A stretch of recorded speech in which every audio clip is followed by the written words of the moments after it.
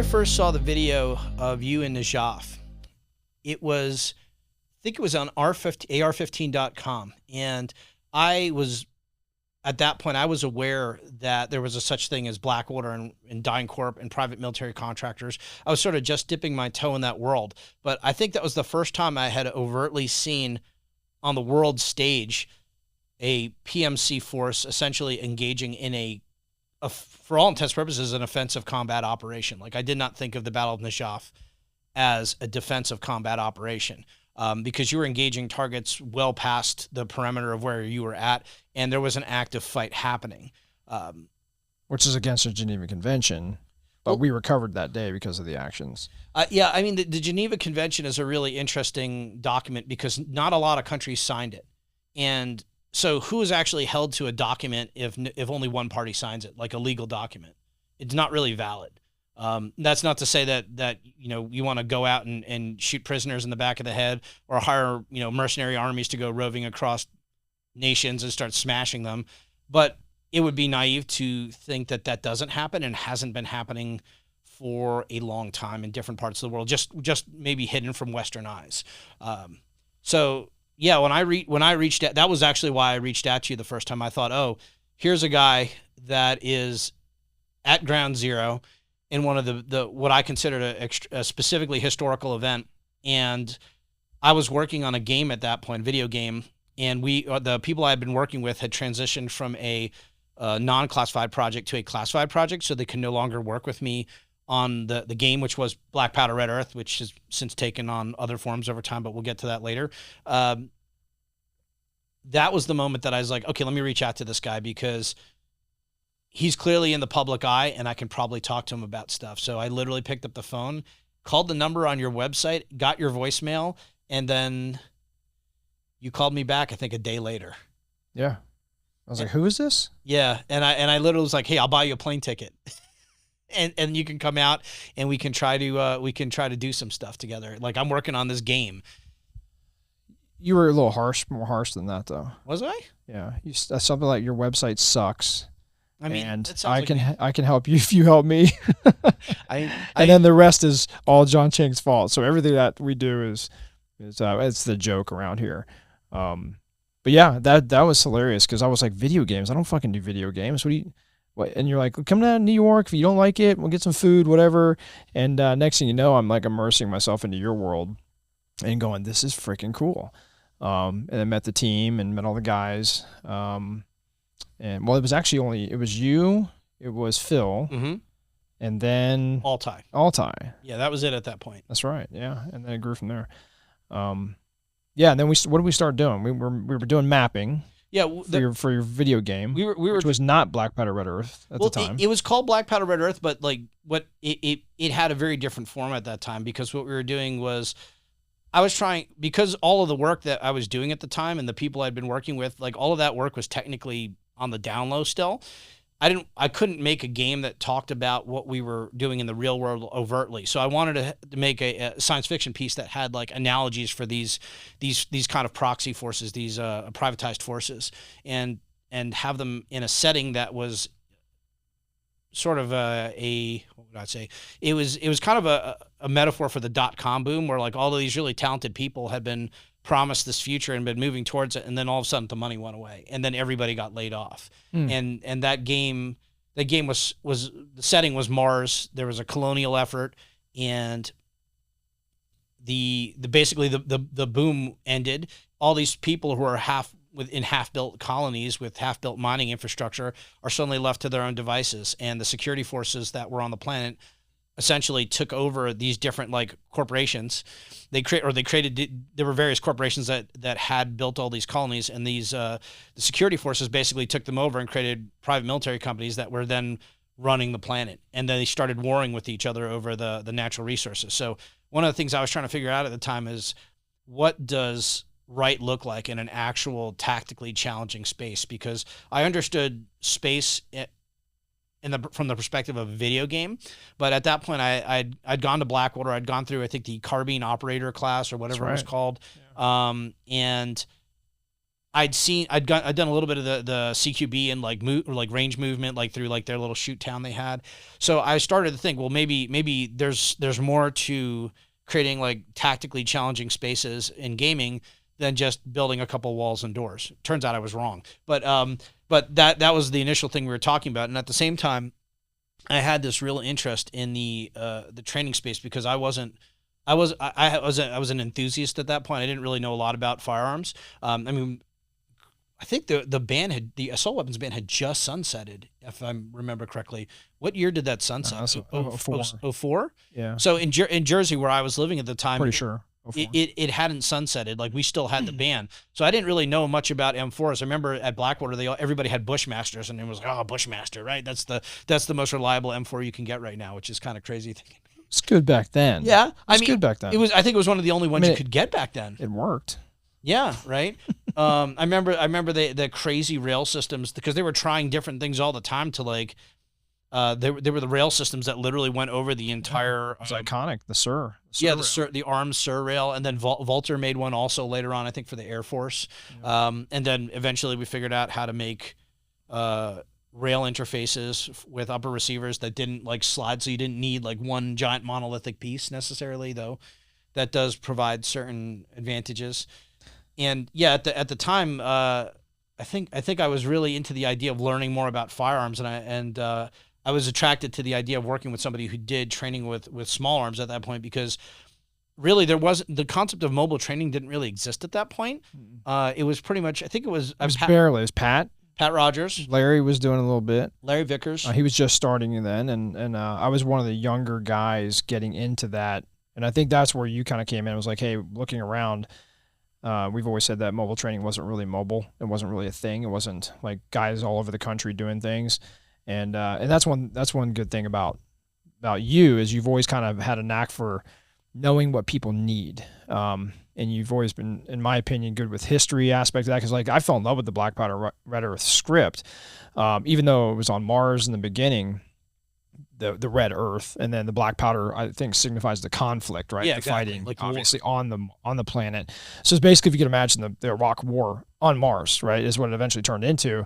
And you were studying and you were prepping that back early in the war. Like you were predicting, even if you kind of read through Black Powder Red Earth series now, you've kind of done a good job predicting what's happened and understood what's happened in the country, in the region, actually. Iran and all that stuff. I mean, it's just, you're really witty with that.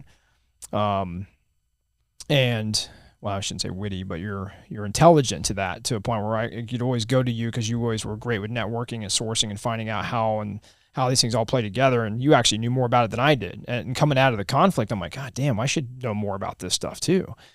I mean, I invested a lot of time. I mean, my interest in firearms and training and defensive tactics. I mean, so much. I was always interested in the military, but the war was really what kicked this off for me, right? Like 9/11 was a life-changing event. I mean, I worked in New York City.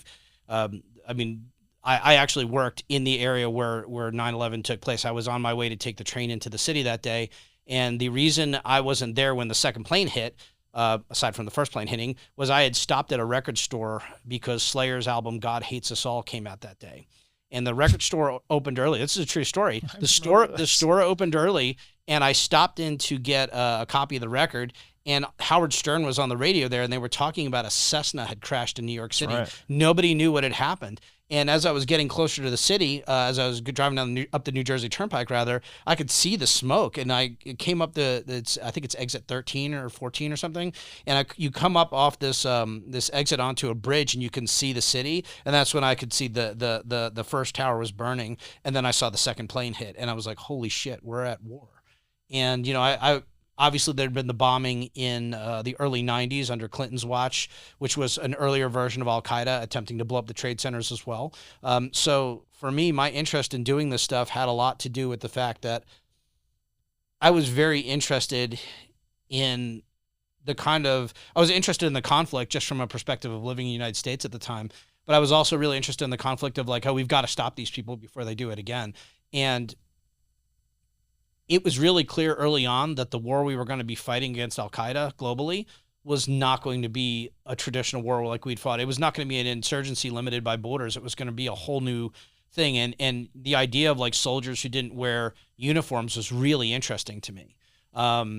Because that in itself is, you mentioned the Geneva Convention earlier, that in itself is forbidden, right? Like explicitly you're supposed to have uniformed combatants or they're considered spies, right? So when we transition from the science fiction setting into the real world setting of Black Powder Red Earth, that was actually after Magpul Dynamics had kicked off, because we were still attempting to do the science fiction stuff. And Magpul Dynamics, I think you had the document here earlier. This is going to be good if you guys have never heard or seen this. Okay. This is back when these two words could be said and not laughed at. Remember that? Yes. Dynamic operator. John put this together. It was a flyer. And this was still SDI Tactical. So this is my first company, SDI, when John contacted me and said, hey, I want to help you. You help me. And then it just went off without a hitch from there. And then you wanted to explain this. What was the concept? Because that's how it all kind of got started and where we are today, really. Yeah, well, there was this wealth of experience in the employment of small arms in combat that simply hadn't existed before that, because we hadn't had a shooting war in like decades, right? I mean, there were fights, right? Like the Somalia thing, Grenada, Falkland Islands, whatever, right? Like not even just nothing consistent. Yeah, but when you were, especially at the scale, like it was very much a close combat war, right? Like guys were going in essentially undercover and conducting operations. So there was all this new knowledge that was out there. There was all this new technology, tons of innovation in the AR platform, specifically how to better manipulate it and control it, right? I mean, you famously, I remember seeing pictures of your stuff when you were in Hawaii. You'd show me the first bad lever that you'd made when you were in the Marine Corps, or like enhancements to the charging handle, the very first sling you designed. And those were all driven by your experiences in combat. And I felt like there was a real opportunity to share this with a new generation of people that could really learn from what was going on here, because it was like essentially a giant greenfield, right? Like we literally, like multicam didn't even exist. I remember at the time, the first time I saw multicam, and it was so exciting. I was like, what is this new camo? Like, what is this stuff? Like, this is the future, right? The first time I saw a Cry cage rig, and it was like, you knew there was only one or two groups that could afford the Cry cage rigs. Like they were an echelon above everybody else. So multicam just had this association with elite, but there were all these different accessories because these guys were hitting houses. They were conducting these high risk operations. So they were discovering all kinds of things like, hey, the versions of 5.56 we were using in 03 and 04 were not stopping people fast enough. 9mm wasn't stopping people fast enough. Today, that's not the same. That's not the story at all, right? Like 5.56 is an incredibly effective round now. We know because we've been using it for 15 years and crushing people with it. 9mm has replaced 40 Smith & Wesson in almost every police department or military unit that I'm aware of, because we fixed the ammo. Like being at war for a long time helps you create a tremendous amount of innovation. And I mean, and sure, those are ways of like hurting people, but you also have all the innovation and like helping people, like all the limb technology and all the different like articulation of like artificial limbs, all these different things to put people back together if they've been in terrible accidents or whatever. Like we learned this because we had 20 years trying to put people back together who'd been blown up by explosions. So rewind a bit, like none of that information was out there. So when I was working with you, I saw like, this is the future, like there's young people out there who have no experience with this other than what we've seen in films. We care about the country. We want to be responsible people. So we're responsible for ourselves. We want to be prepared for things. And there's this generation of people who are just coming out of this first wave of the war, and they can teach everyone a lot. So at the time, YouTube was this brand new thing.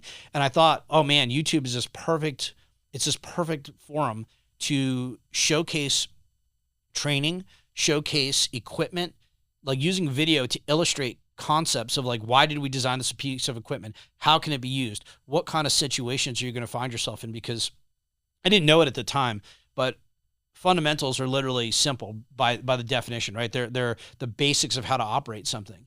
And what true skill is the application of fundamentals at speed or layering them in the correct order given any kind of situation. Like that's what I learned working with you and working with all the other guys I've worked with over the years is, the ability for people to be successful requires an ability to work together, like collaboratively, and the ability to be technically competent at what they are doing. That's how you win at everything in your life. Whatever, guns, like your job, your relationships, right? Like being competent at like having good human interactions is just as important as being confident with like how quickly can I like speed reload an M4.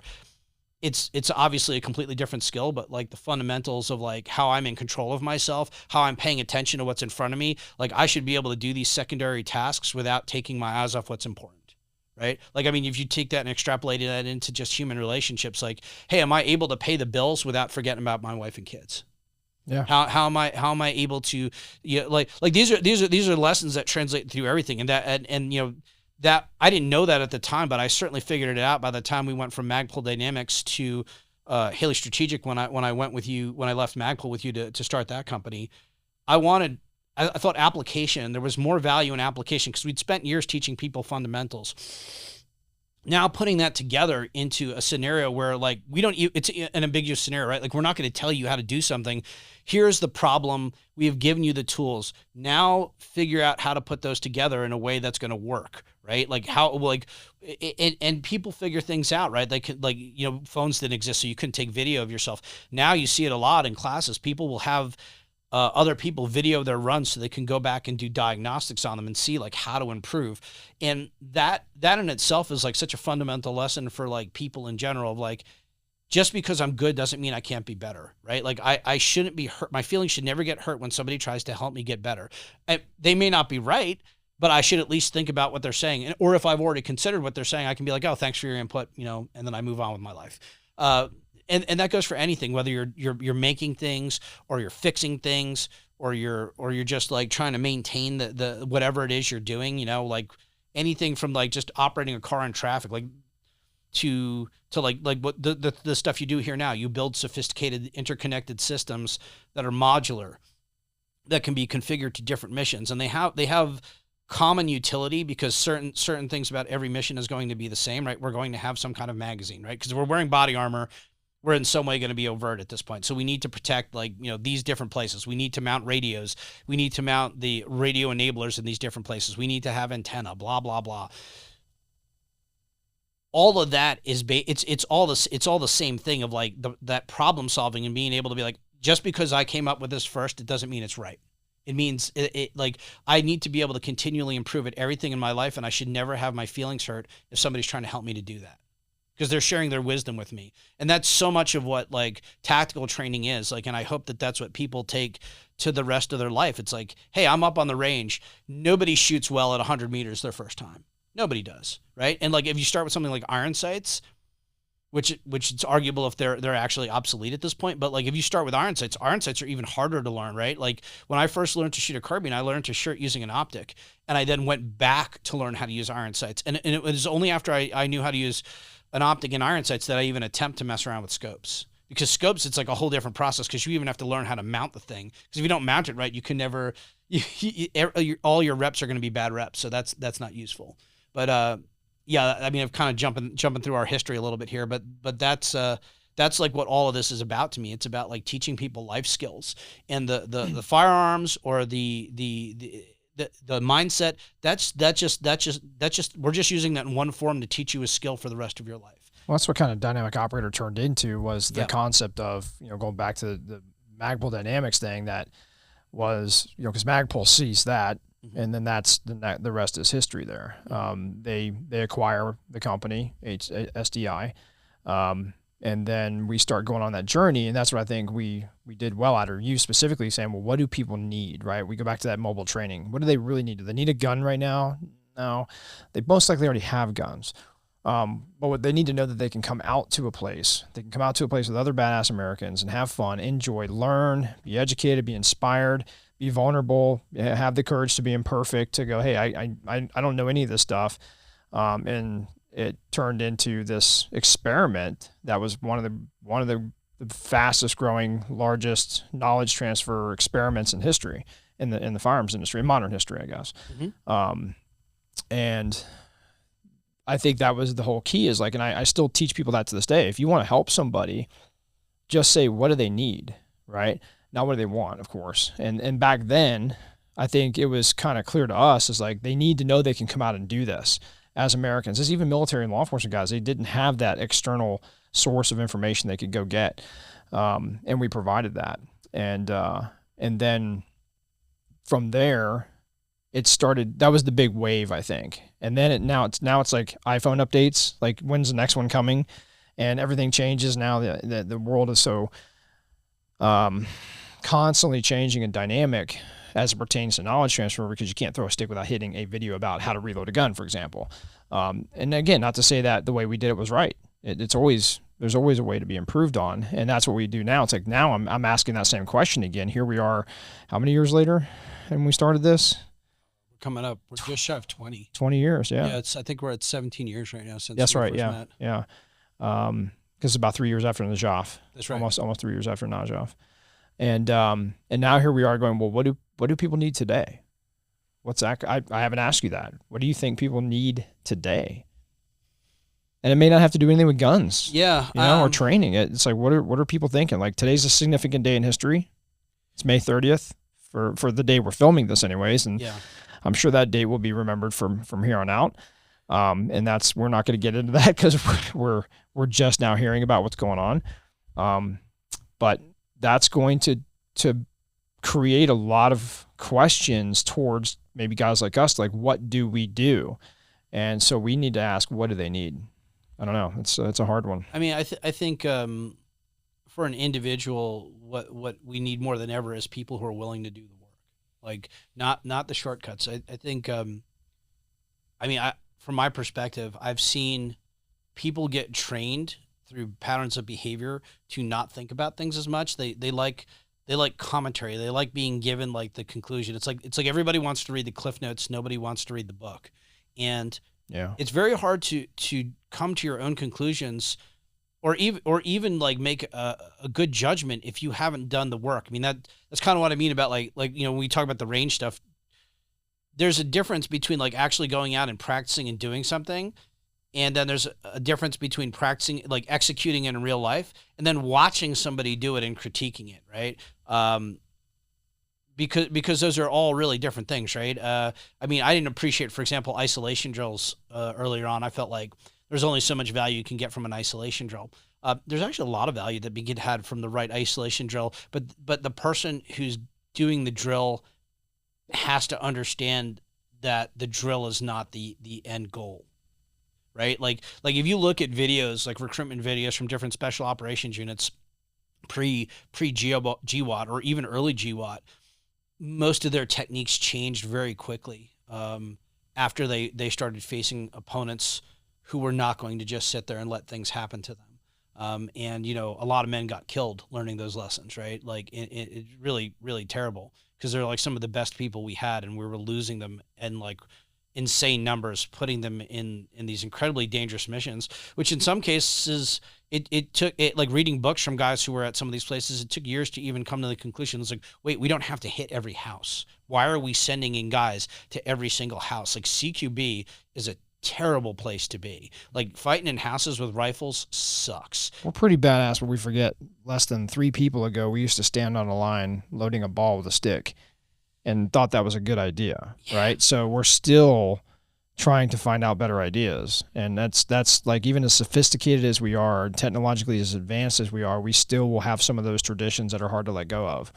It's hard to step outside that box and look at it from a different perspective, because typically the world runs on perceptions, not perspective. I mean, but bringing it back to what you said about what people need today, I think what people really need to do is do a lot more homework. They need to do a lot of like hard work before they just jump to conclusions. Like if you see something on the internet that immediately makes you angry or makes you feel good, like you should probably question that, right? Yeah. Because like there's not that many things in life that make you feel like great or good.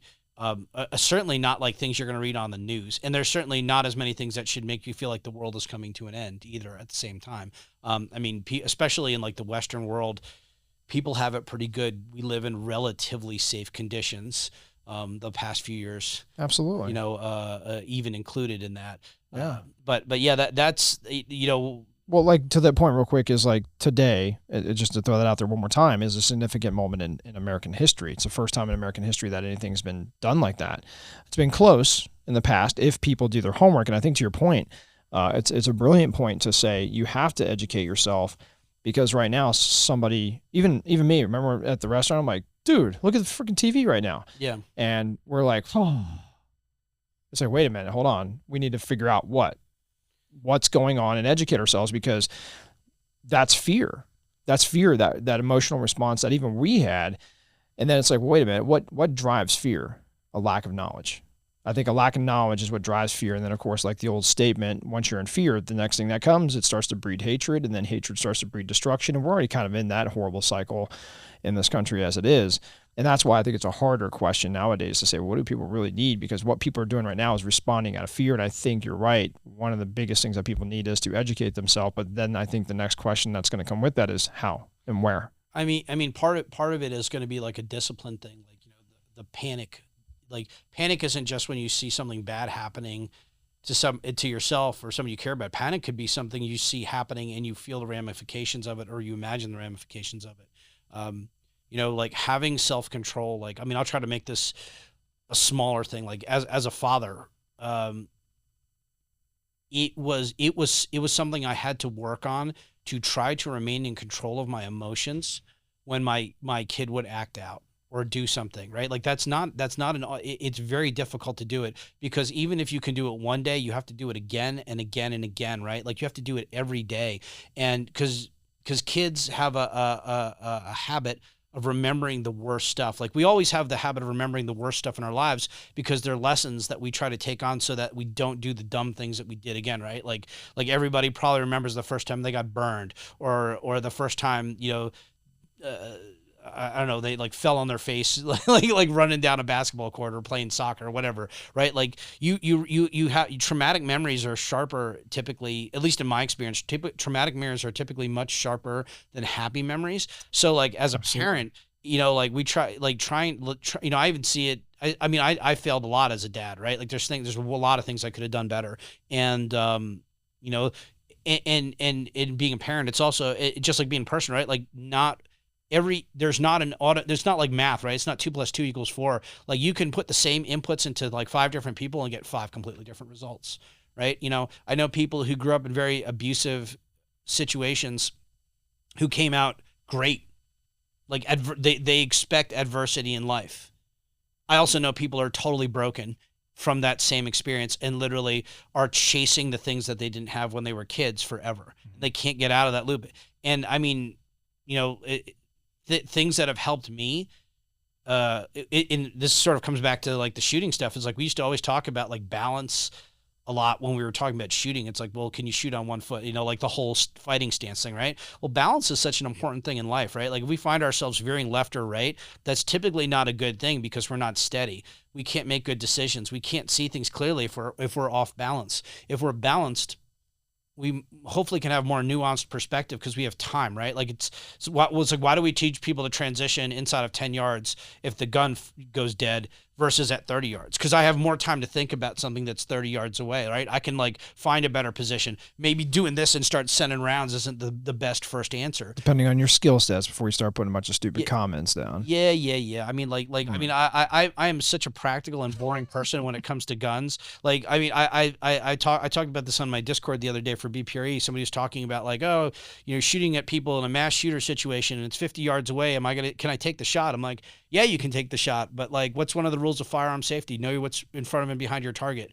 So you're in a mass shooting situation. People are acting unpredictably because they're in panic. They're completely out of their elements. Are you willing to break a shot at 50 yards? That you can't control what other people are going to do in that situation. Once you pull that pistol out, you're committing to die. You're committing absolutely in your heart to be like, I am willing to lay down my life for these other people. I might fail, but I sure as shit am not going to shoot one of them in the process trying to end the situation. Because the reality is that like once you pull out a handgun, I mean, and this has happened before, right? Like first responders show up, they don't know what's going on. They see one guy shooting another dude, they kill both of them. Like it happens. It's a terrible situation when it does, but you are making a decision. Like you have in your heart decided that I am willing to die right now. And depending on what your spiritual beliefs are, that can have a lot more significance, because if you believe that like, oh, you're going to be martyred and go on to paradise or live in some place in eternal glory, well, that's great for you. I mean, like maybe you go into that with a braver heart, but for this person who doesn't believe, who thinks that this is the end, that's a huge thing to ask. That's a huge thing to ask of yourself, because you don't ever get it back. And think about, we just had Memorial Day, and like as I get older, Memorial Day hits me a little harder every year, because I think about like, I can appreciate now what people who died when they were 25 or 27. I appreciate now more than ever what they didn't get. They didn't get to watch their kids grow up. They didn't get to fuck up. Like they ended up being just a picture on the wall that somebody has to live up to now. They have to think about like I never got a chance to start my business and screw it up. I never got a chance to start my website, my Instagram, where I was going to take photos. I was going to try to put something beautiful in the world. I never got a chance to teach my kid to sew or to make a model kit or to screw up being a dad. Yeah, right. Like they never got that opportunity. They gave that up forever, and their family will never know what they were like. What a huge fucking sacrifice. What a huge ask that is to even have. And for people to volunteer that, like that's a selflessness that I think a lot of people don't really consider in their life in general, because I mean, life requires a degree of selflessness. Not that it won't necessarily benefit you in the moment, but it might benefit somebody in the future. And like that is what we need to be thinking about as Americans right now. It's like, hey, I'm not saying we need to be giving up our rights or anything like that. And I think we should absolutely hold all people in government accountable to the laws that we have, because if we don't have a society that's governed by rule of law, what do we have? That's the covenant that keeps societies civilized, right? We all agree to these rules. We may not like those rules, but we at least agree to them, and that's the only way we can build anything, because if we don't have that foundation, we can't build anything. There was a Jared Diamond book. God, I can't remember it might have been Guns, Germs, and Steel, but one of his books, he talked about criminal organizations. I think it was the Bahamas, because the government was so corrupt in the Bahamas. He did this study. The government was so corrupt, the people couldn't count on the government. They counted on the organized crime to keep order. Yeah. But the organized crime actually became more like a government. When one of their guys got out of line and abused somebody, oh, they killed that dude. Like, he was very publicly executed and set an example, because nothing works if we don't have an agreed upon like baseline, right? Like that's how things fall apart. And like, you've been overseas, people have seen it on television, right? Or on YouTube or whatever. Like it's really ugly when things come apart. So we should absolutely be trying to not have things come apart whenever we can, whether that's, running for office, voting, for whatever good it does, or just trying to like build something for yourself. Like try to build things that can whether it's enabling yourself or enabling other people, like that takes discipline, like the ability to like keep going forward when you're getting hit, right? Like I used to watch like CQB, working with certain units, watching CQB, we would do opposed CQB runs, and like, hey man, we're still going down the hall. We don't need a hall boss. For those of you who don't know what that is, hall boss would be a guy who literally stood in the hall and would give commands to different guys who are splintering off into different rooms to clear them. Like, no, this is an independent organization, but we're all working together. And if we're getting shot at, that doesn't change what we're doing. Like we have to have the discipline to persevere and keep moving forward. That is like, and hilariously enough, like I learned a lot of that through yoga, which is something we used to talk about in training a lot. It's like, well, how do you break clean, accurate shots? Control your body. How do you learn to control your body? How can you find the breathing? Like, how can you find in your finger, in your hands? Like, how do you feel the breath in your muscles? That's something I only learned by doing like yoga. And I don't go to like advanced yoga. I just do some bullshit yoga at like like LA Fitness or something, but it really forces you to find patience in yourself, so you Absolutely. Can have patience with the rest of the world. I think going back to the agreed upon, you said, I think it was those words, was, the original agreement was the Constitution, where I think people might even hear what you're saying, like, we just need to do this, right? And yes, I agree. But I think what people would argue is that the agreement is the Constitution, and that's why people question the laws of today, because they're not enforced under the Constitution. And so therefore that makes people paranoid of what's going to happen next. Is look at how they're taking away those things every single day. Look what they did to multiple major organizations. I mean, we talked about the tobacco industry earlier, and what they did to them and what they're doing to the firearms industry today. They're playing a very dirty game in trying to destroy us with their rules that they made up, and they're playing by them, and we're not. The only way to fix things is to become a part of them and change them. Like when I was younger, I was involved in some different kinds of music, and the music we were playing didn't have like a really big audience. So what did we do is we created our own record labels and put out our own music, and we created our own distribution networks and eventually our own stores and all that other stuff that became like a nationwide and eventually like a global way to get the kind of music. I mean, before the internet, I used to literally write to a guy in Japan who would send me a photocopied, typed up sheet that was like 3 or 4 pages folded over. And this was all the new music that had come out in Japan. And I would go to the post office, get an international postal money order. I would check off like a menu at a dim sum restaurant. I would check off all the records I wanted and send him a bunch of money. And that's how I used to get music, because it wasn't available like when I was first finding a lot of the stuff that I liked. Like now Metallica's everywhere. The first time I heard Metallica was behind the library in I think it was like I was in like 4th or 5th grade. And there was like a gravel area where people hung out and smoked, and they would have those boom boxes where you'd have cassettes. And the first time I heard Metallica, I was like, what is this? This is even faster than Iron Maiden. And then, then the next progression from that was Slayer. And it was like, oh my God, this is the most angry thing I love this. And, and it just kept escalating. And so it is possible to fix things from the inside, but it requires the will to do so. I think about this with education. I wasn't a particularly involved parent in my PTA because I'm entrepreneur. So it consumes a lot of your life, like doing that. And like, I barely had any time as it was for my family, but like I see the parents who did get involved in the PTA, and I saw how they shaped the schools, and I didn't particularly love it, but they did it. They shaped it. They did. So yeah. And I mean, that's really what it takes, I think, to change things. And, I think the word that you came up with that we use a lot here is disruption. Yes. Right? Disruptive. It's still in our course titles to this day. And I think that's what you did in the music industry is you, like exactly you're saying, you not infiltrated, you went into it and you said, I'm going to make my own way. I'm going to change. And now you're the godfather of grindcore. For people that don't know that. And that's because you were disruptive. I mean, we did this in this industry with yes. the films and the dynamic operator, and it was like, dynamic operator, that's disruptive. And now it's laughable. So, and it just continues on. So I think that's a great point is if you're complaining right now, if you're pissed off at what's going on and you're not involved, get a clue. I mean, right. I mean, it's a great advice. Well, and what you were saying, you're talking about like when we started, like one of the biggest disruptors, all of the accessories to the AR platform, to the M4 were disruptors, right? Like I had instructors when I first started when I first started training, insisted that iron sights were what everybody had to learn.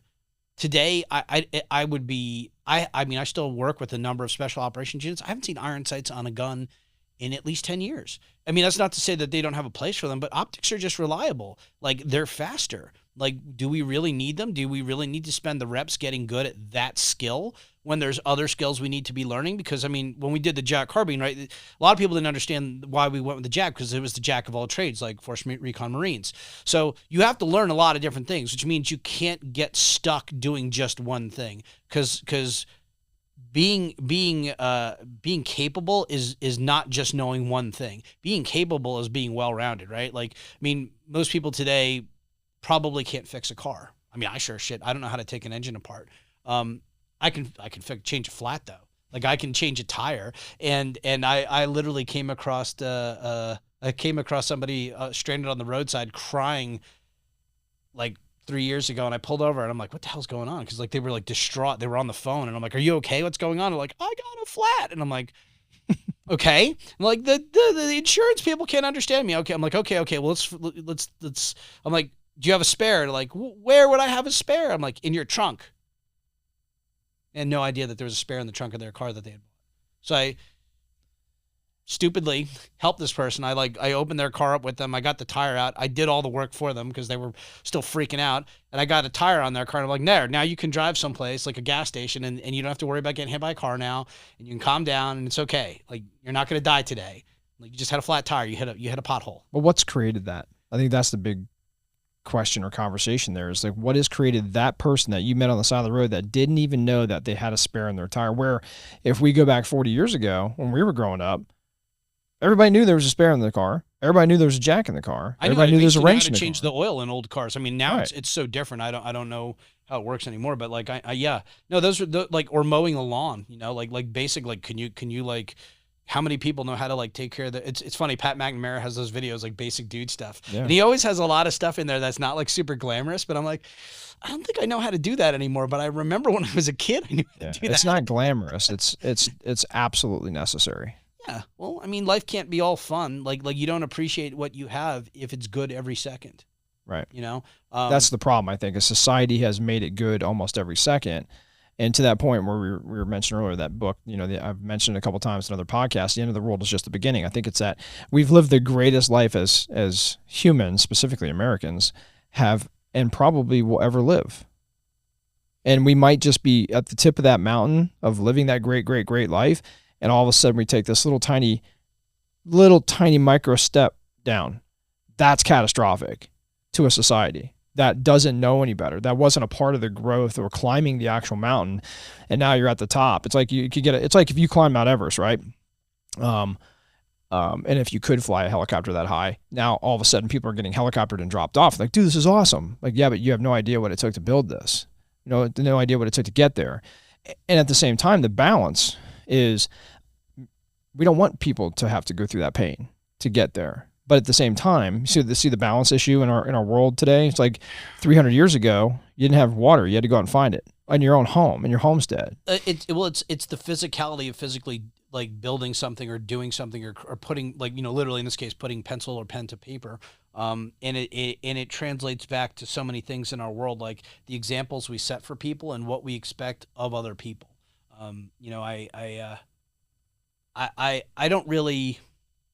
I don't have a lot of expectations of support from my community, which is probably a mistake. But when there's when what do you mean by that statement? So like if my house is getting broken into, I don't actually expect the single mom next door to come in and try and save my ass. Now, but I have told her that if somebody breaks into our house, in PA we have these side-by-side houses, so we have connected balconies. I'm like, literally, come over the balcony and bang on my door, and I will let you in. You're okay coming in here. I'm not, but I don't necessarily, like, she's not necessarily trained to do anything or capable. Like, I don't know if she's got a daughter. I don't know if she's ever spent she's probably never had to think about, like, what is it like if somebody invades her home? I mean, we live in a relatively safe area. There's not like a huge amount of crime in our area. But like, so my expectations, like I saw this is a crazy example, a couple of years ago, I think it was 2020 or 2021. I saw a guy got run down in an intersection in front of my post office. I was dropping off like our orders for the day, and I'm standing in there texting my shipping lady, and I'm like, oh, I'm coming back. I just got everything dropped off. Do you want anything from Wawa across the street? And I watched this woman just run this dude down. She's totally freaking out. She wasn't paying attention. Killed him. So I immediately do what any grown man would do. I curse and say, God damn it, people are stupid. Run out. And I'm like, there's nobody there. People are just freaking out. And I'm like, okay, everybody calm down. I'm looking at this guy. He's got a head wound. So I take my shirt off and I try to like stop the bleeding a little bit. One of these people who's flapping his mouth and yelling, trying to take video of it. I'm like, you go into that Wawa and get me some water. And he's like, what do you want? I'm like, it's August. It's really hot. And I'm trying to get this guy from standing up. He just got hit by a car. We got to pour water on the ground to cool the ground down. He's like, oh, okay, yeah. So the Wawa guy comes out with bags of ice. Like, people are responding to orders, but nobody is like thinking about anything. Like, and so I'm sitting here, I'm trying to talk to the guy. I don't have a lot of training in the sort of medical, but basic life-saving stuff. So I'm like, please, talk to me. What's your name? How you doing? Like, can you feel pain any place? It's like, don't try to get up. You've just been hit by a car, blah, blah, blah. Like, what, would you have a phone? Like, things like this, like things. So like the situational awareness. Well, I'm just trying to establish who this guy is potentially, even because like he was just some dude. I didn't know who he was. And so the police show up. And they're like, their first response is like, oh, we can take control of the scene. And then they see the blood. And I'm like, hey, man, do you have this or that on you? He's soaking through my shirt. I need like bandages. They don't have anything on them. Nothing, like no life-saving equipment. And I'm like, oh my God. So they're like, oh, we'll go control the scene. You take care of this. And I'm thinking, it's great. So like 5 minutes later, the paramedics do show up and they take over the scene and whatever. I find out a week later, cause I'm wondering what happened to this guy. Like I just go off and I'm like, well, this sucks. I have to go get a new shirt now. Shirt's gone. And I'm like, I don't know if I made a difference in this guy. And unfortunately I didn't. I called the police station a week later or 5 days later. And I'm like, hey, yeah, I'd given my information to the officers at the time. Yeah. Did this guy live? And they're like, no, he died in the hospital. I was like, oh, son of a bitch. Well, did my best. By the way, he had HIV. He was HIV positive. Oh, that's what's going on. I was like, oh, did nobody think to call me and let me know this? Like, it's too late for me to get the booster shots that they give you in case you get exposed to that. Now, I didn't get any in my mouth or anything, but I had his blood on my hands. And I'm like, well, okay. So that's great. So I had to go get, battery of tests. Well, that's the problem is not only society and as a whole mostly doesn't know what to do in that situation. We're even seeing that with law enforcement now. We're seeing that even with first responders. I've seen on certain scenes, not everybody, because there's some phenomenal first responders out there. Of course. This was just one example. Right. But I've seen that myself in situations as well. And then that's where we go, you should know better. Right. And then that's where this like almost arrogance of intellect can come out because we're in this world. We see and hear about these things. We go to training all the time. And it's easy for us to go, yeah, your neighbor, she should know how to defend herself or protect no, she shouldn't. It's sad that we even have to say that she should have to do that. Right. That's why great men and women have stood up and put on a uniform to go out and protect and serve our communities, or decide to take that life commitment and go over, potentially overseas to a bad land and do bad things to bad people, and potentially even sacrifice your own life for that. That's necessary. I think what hurts is like when I come home, I don't want my wife and kids to have to do that stuff. Mm-hmm. You shouldn't have to tell your neighbor a reminder, but we do because the society is failing as a whole because everybody's been helicoptered.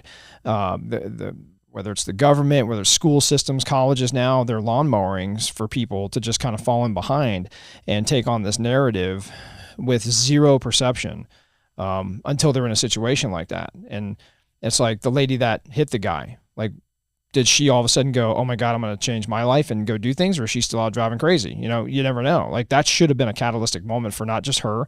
Should have been a catalytic moment for the guy with the ice going, holy shit, I never thought about the hot ground in August before. The cop going, yeah, I don't have a tourniquet or anything on me. Like that should have been a massive catalyst for everybody involved in that scenario is what the learning situation is there.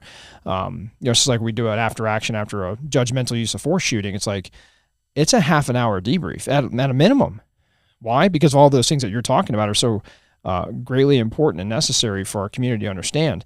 And we've just lost that, I think, as a nation, and that's unfortunate. Well, again, going back to what you said earlier, like what do people need? I think they need to make things. They need to fail, and then they need to pick themselves up and do it again. I mean, I created Black Powder Red Earth because I really wanted to make a video game. And then when that didn't work out because there was, funny story now, right? Like we had come up with the idea of PC gaming, and at the time PC gaming was not considered tenable by a lot of publishers at that point. So we ended up putting out a graphic novel. And when we did the graphic novel, we changed the setting to, at that point it was 2010. We could start talking about like Iraq and like the potential balkanization of Iraq. We could start talking about Syria, the potential rise of ISIS. We wrote the book about Yemen, and then the new series we wrote, Obari, is about a fictional state which amalgamates a couple of other it's Afghanistan, Pakistan, Iran, Iraq, Syria. It's got a lot of different elements in it, but basically we just created a fictional country in North Africa and created a story there, and each story had its own reflection of what was going on at the time, right? Like the first BPRE series was about like starting to believe in something and then realize that like it's almost foolish to believe in anything, like when we're fighting wars, because we don't win wars, we get to a satisfactory end state that we can live with. Like the concept of winning against ideologies that are global is almost naive at this point. I think Mark Bowden wrote in one of his books, there are no more Appomattox moments like the end of the Civil War. There's no decisive end to things anymore.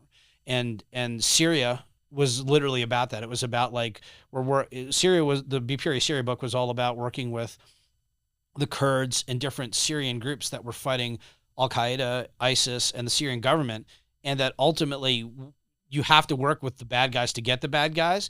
But then ultimately, with how that series concluded, it doesn't always turn out good. Even if you get the bad guys, there's always going to be more bad guys to replace them. There's no victory.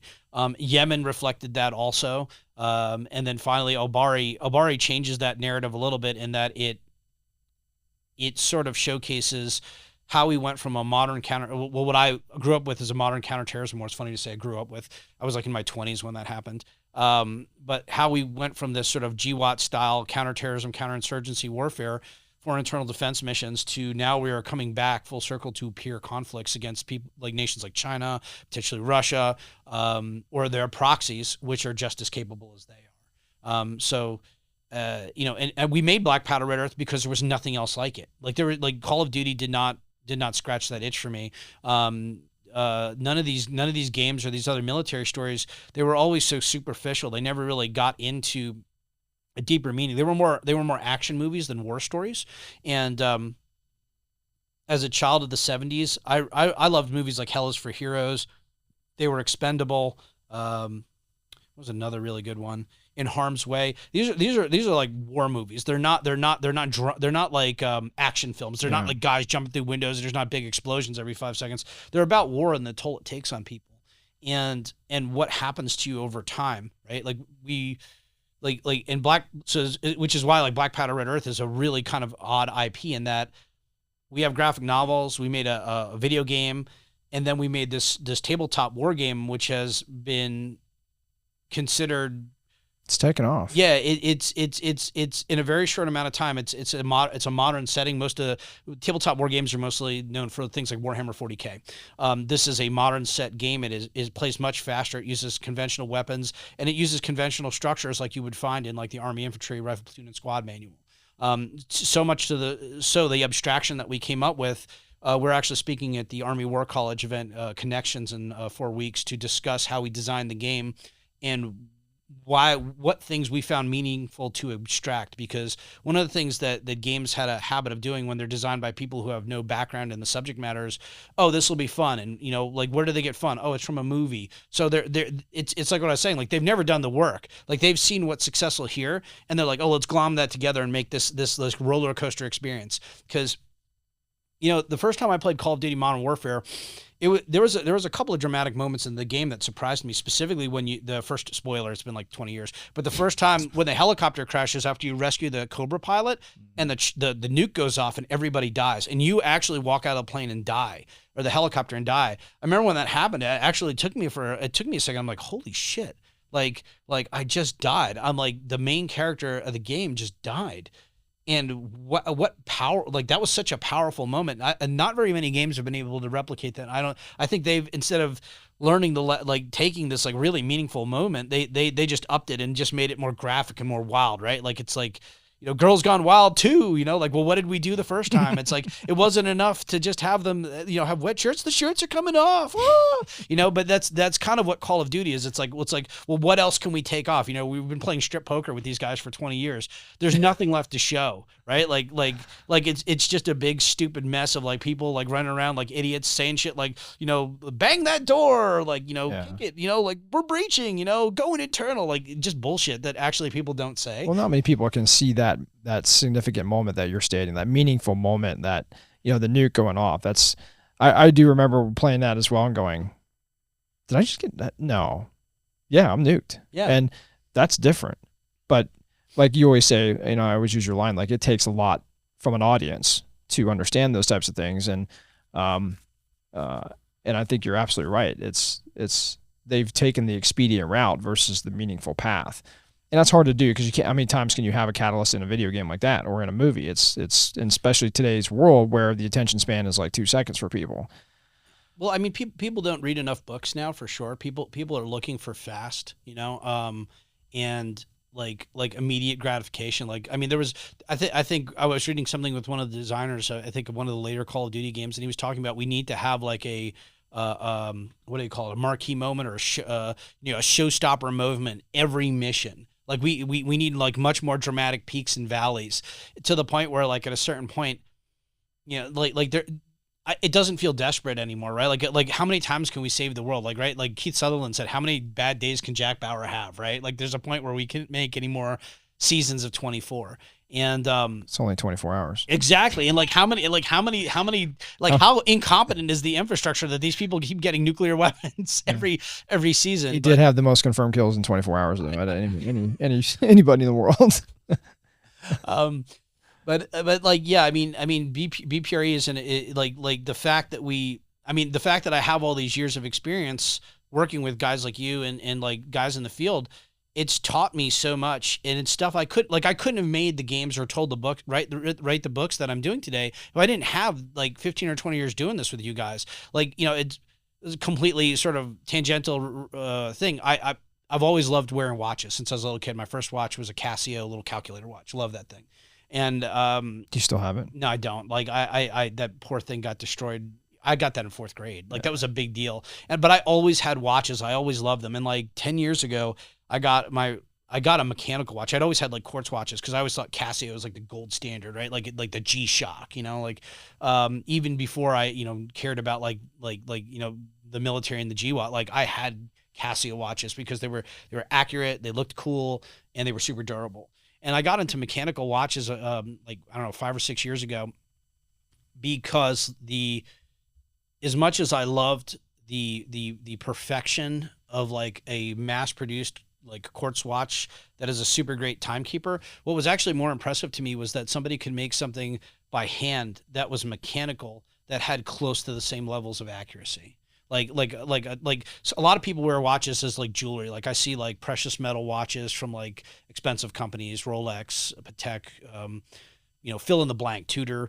I mean, I like all those brands, but like what gets me is something that's made by hand, and I'm not endorsed by these guys, but like, you know, Grand Seiko makes these watches, these mechanical watches. These are entirely made by hand. Yeah, like gorgeous. But the internals is so impressive, and when you look at all the movements and how they interconnect with each other, it actually taught me, like getting into these taught me a lesson about how to make things. I was at a game developers panel like a year or two ago, and I think it was Nova, and somebody was asking, a question was like, what's your favorite feature in any game you've ever designed? And I'm like, I don't care about the feature. I care about how the whole thing works together. The first time you make a watch and it starts keeping time, that's the eureka moment, right? Like that's the moment where like I made something that actually works. Right? Like it's not just one part that's polished. It comes back to the capability thing you were saying earlier, and like what people need to be rounded, to be able to like make something, like to make something yourself, whether it's like a good home for your family, or something you pour your heart into, whether it's a piece of music,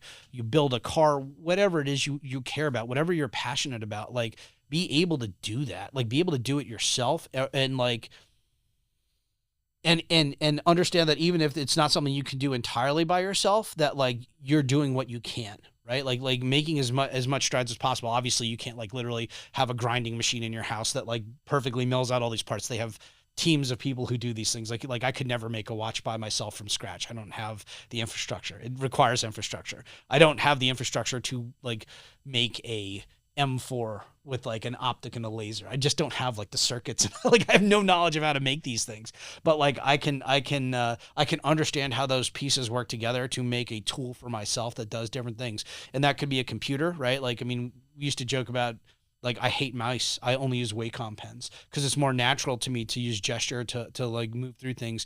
And why I've always liked Mac versus Windows is I can work so much faster. I don't have to think about what I'm doing on a Mac. On a Windows machine, I'm always having to think about what I need to do because, and it's funny because I started on Windows, I should know it better, but Mac is just like an effortless thing. Like I'm focused on what I'm doing.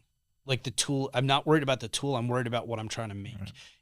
And like that is, if anything, the best lesson for any of us, right? Like however whatever positive things we're doing, whatever strides we're making in our own lives, it doesn't matter where we're doing those things. It doesn't matter how we're doing those things. It just matters that we're doing something. And if we can affect even 1 or 2 people, that's fantastic, right? You know, whether it's looking at a piece of artwork that could have 10 different meanings to 10 different people, like we've talked about with films. And it's up to individuals to like seek out things that challenge them like that, because that's how we get to be better, right? If we just watch OnlyFans all the time, like we're not going to learn anything about ourselves, right? If you watch a film that's challenging and maybe it's got more layers to it than you realize, or maybe you're putting more layers on it than actually even the creators intended. You know, I know with music, I've always said that I never want to say exactly what my lyrics mean, because I feel like that's stealing something from the audience. Like that's robbing them of part of the joy of enjoying art, which is like, what does this actually mean to me? Like it does it matter what it means to me as the creator? Sure. I mean, there's obviously some sort of connection there, but it's always more important what it means to you, because it's going to mean different things to different people. And the more sophisticated the work, the more complex it is, the more variation you're going to have, because things that aren't black and white, that are more nuanced, they train us to think about things in a deeper level. We just have to be willing to go there and become thinkers before shooters. And that takes a lot, man. It does. It takes a lot. Speaking of that, I mean, we talked briefly about this, and I wanted to kind of, thank you for a different perspective, because, I talked to our last guest, Cameron, that was on the show, about, because he's worked in movies and done stuff as well, and now he's in Netflix, just had a show come out. And I asked him about that Civil War movie that just came out, because I remember leaving it and I was like, that's bullshit. What the hell? What the hell did I just watch? And I wasn't asking myself to think deeper about it. And I remember texting you and saying, what do you think about this? And you came back and just kind of, as you've always done phenomenally, you hammered me with reality. And I was like, holy shit, how did I not see that? So like, what's your take on that real quick from the audience? Because there's a ton of people out there just on that movie, the Civil War, especially with what's going on in the world and everybody being paranoid. Like, what's the message there that you took from that versus mine going, this is bullshit? I'd like to share your perspective with people that you shared with me that made me immediately rethink how I thought. I mean, to me, Civil War, the film, is about how insanity can become normalized, and it happens in a way that we don't even notice. Like a thing that would be insane, like killing your neighbor because he wanted to steal a bottle of water, is like an insane thing. And like that's one of the first scenes we see in the movie, right? The idea of like these people strung up at the gas station, and the guy who strung them up knew them. And like those people are like, he knew them. Like who knew what their relationship was like 4 weeks ago? But like things have gotten so dramatically different that we've gone from the point where you took a bottle of water, maybe I knocked your teeth out or something, to no, I have strung you up and cut you open, and I'm letting you die slowly for my entertainment. That's a huge transformation. And it's the thing that I fear the most in people, is that like we can become so acceptant of violence in a society that's supposed to be ruled by, rule of law, right? Once we start accepting that as normal, you start very quickly, America could very quickly look like other places that you've been to and that I've seen, and that, so many people have whether you've read about it or experienced it like through some YouTube blog or whatever, like the world can be a terrible place. It doesn't have to be, but civilization in many ways is human beings trying to separate themselves from our natural tendencies, because our most base and natural tendencies can be extremely damaging, right? Their selfishness is like built into every human being. It's at our core. Like our first instinct almost always is to think of ourselves. And when we're younger is typically when we're the most selfish and narcissistic. And we hopefully grow out of that to understand why that's not good. Right? Ignorance is bliss. Yeah. I think it's a natural thing to like, you're trying to find yourself in the world. So you're trying to imagine where you are in that world. So you're building a picture of yourself, whoever that is, or wherever you are, or wherever you want to be. I mean, today I find so many people don't know where they want to be. And a movie like they ask for it, they demand things without understanding how to make those things reality or the potential consequences of doing those. And not to like rail against any specific technology or anything. Like Civil War does a really good example of showing how, like, because they never even bother to explain what they're fighting about, right? Like that's not the point of the movie. Like the movie is technically almost ludicrous, right? Like I watched the movie and I'm like, I just have to cut that off in my mind, right? I really enjoy the movie Sicario. The technical stuff in that movie is laughable. It might be realistic, but it's laughable to me. Like all of the little details they got wrong, and I'm like, but I'm looking past that, like, right? Like I'm looking at the next 100 meters here. I don't give like this texture that's going by me. That's okay. I'm trying to see through it to like what they're trying to talk about. And Sicario, I would argue Sicario is a more sophisticated story that basically is saying a lot of the same stuff about how like there comes a point where like if you let things get out of control, the only way to bring them back is something that's beyond imagining. And the Civil War film, you know, like the idea, it's funny, like the things that I thought were ludicrous in the movie is like America, like I don't care who you are, like I don't imagine anybody storming the White House, killing Americans who's wearing a uniform and feeling good about that. I can't imagine taking photos with like politicians and things like that, like they did in the end of the movie. And I understood why they do that but I think again, the guy who wrote the film, there's a huge difference between like posing with Saddam Hussein, who literally gassed how many, God knows how many Kurds, 1.5 million. Yeah, mass murderer. I mean, this I remember you telling me the stuff about his sons, and it was like, like how could human beings do that to each other, right? Like how is that normal for them? Well, that could happen here. Absolutely. Right? And like that's the thing that why did they use the press?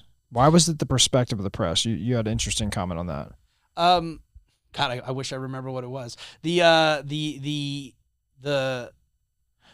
press allowed them to show a perspective that was both seasoned and naive at the same time. Like the guy who's the adventure seeker, who like enjoys the like he's actually getting off taking photos after the Boog Boys shoot those soldiers, but like the main character, whose name I'm completely spacing on right now, she never celebrates. Like she never feels good about anything she's seeing because she actually has the trips overseas. She has the reps and she's like watching it happen. It's why she falls apart at the end of the movie, is like when they're finally in DC and destroying the Capitol, it's like too much for her. Like it's literally her entire life's mission to prevent something like that from happening in America, and it's happening in front of her, and she's right there, and it's beyond her. But she has lost the ability to process what she is seeing. Yeah, that was big for me too when you said that. I think it's that she goes overseas, and she's done this all her life overseas, and they're showing that perspective now in America for you to see against, military against military, don't know who's who, and that kind of, at first I was like, what the fuck, why are we watching this perspective? And then I realized like, shit, this has always been that perspective. It's just now here. And I think that's an interesting wake up call for people. The perspective of BPRE is always these like, these special operations contractors working with local forces. And, the latest series very much inspired by the Iraqi counterterrorism forces, the ICTF. And is that out yet? Or is that the Al-Bari? Yeah, Al-Bari is out. Series. So the first half of it's out. The first 5 books of 10. In fact, I think we just finished book 6 today. I got an email about it on the plane, but that's a different story. Right before ISIS took Mosul, I believe it was The Nation wrote a hit piece on them, said America's New Death Squads. And it was all about how the ICTF were these brutal, ruthless killers. And they were talking about them going into Sadr City and all these places which had been Al-Qaeda strongholds or Mahdi Army, the Badr brigades, all these different Iranian militias, and all that. I mean, because like the naive perspective of like most people was that Iraq was us versus the enemy, right? Like there was one unified Iraqi enemy. But the reality is it was like 400 different groups that were most of which didn't like each other either, and we're playing each other against us a lot of the times. If that makes any sense, like they would use us to attack their enemies and vice versa, right? Like because we were just looking for Al-Qaeda, and the reality is that Al-Qaeda was everywhere. But the Nation did this huge hit piece on them, and then ISIS showed up, and ISIS was raping children on camera. Right? ISIS was mass murdering people, shooting them in the back of the heads and dumping them in the lake. ISIS took children, put them in cages, and set them on fire because they were the wrong religion or they weren't Muslim enough. Right? Like they were Salafist extremists. They were Sunni, but like the ICTF was mostly Sunni force.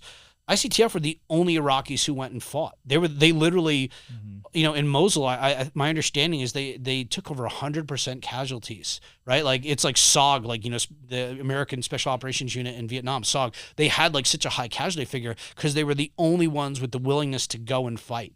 And like, who were they? They were ones the Americans trained. They were the one, like they are their own culture. And the hit piece on them specifically made it a point of like, oh, they don't smell like Iraqis. They eat American food. They have a completely different mindset. Is because those dudes were rebuilt in our image, but when true evil appeared, because I mean ISIS is evil. Like they're like the almost like a cartoonish definition of it. They were the only ones who actually had the willingness to go and die and kill them. And, I remember Instagram in the early days before they were censoring a lot of what the ICTF was putting out. Because, like, what the ICTF did to ISIS guys when they caught them, when they were liberating some of the villages or the Kurds, oh, my God, like, like medieval stuff. Like, they'd go in and find, like, body parts of children. they would catch the ISIS guys, because it was, it's like when the Allies pushed into Europe in 1944, and all the collaborators were being pointed out by the people who lived there, and the Americans weren't doing anything to them, but the locals were brutally killing all of the collaborators with the Nazis. Well, it was like that, with like the volume turned up to 12. I mean, like, they were like drawing and cornering people. They were cutting them apart with chainsaws. And I remember watching it at the time, and I had this feeling, and this is when I knew something in me had changed, is I felt good. I felt good seeing these people literally being destroyed. It was like the only other time I had really felt that way was when I watched, the first time I saw Saving Private Ryan, and I watched that Omaha Beach scene in the theater, and I was in the theater with, like, I don't know, it wasn't a huge hit in the theaters, right? So it was like VFW, some like old people are there, and there's me. And I watched that Omaha Beach scene, and then they hit the bunkers with the torches, and the Germans come out screaming on fire, and they're like, let them burn, don't shoot them. I was like, yeah, fuck 'em. Yeah. Yeah, fucking let them suffer. Geez, like kill the fuck out of those guys. Make sure everybody sees it. Because and that's ultimately, and now ISIS is resurgent, right? Like we this is that movie Body of Lies, where Russell Crowe's character, who's kind of a villain, he's like, if we take our foot off the throat of this problem, it's immediately going to get up and bite us. Like, this is a snake. You have to continually suppress it, right? Like the war doesn't end just because you get tired or bored with it, or it's not our problem. Those people are still out there. And like, you can't just be like, well, we won, I feel good about that. Like, that doesn't change anything, right? Like we did that, and we have a fentanyl crisis, right? We're like, oh, we won the war on drugs. We legalized weed. Okay. I mean, weed, however you feel about weed, cool. Now we got a fentanyl problem. Fentanyl's killing a lot of people, right? Like, and it didn't just magically appear out of nowhere. Like, it's for all intents and purposes a bioweapon, right? Like, it's being employed against us by the Chinese government. They created this thing in labs there for pharmaceutical companies.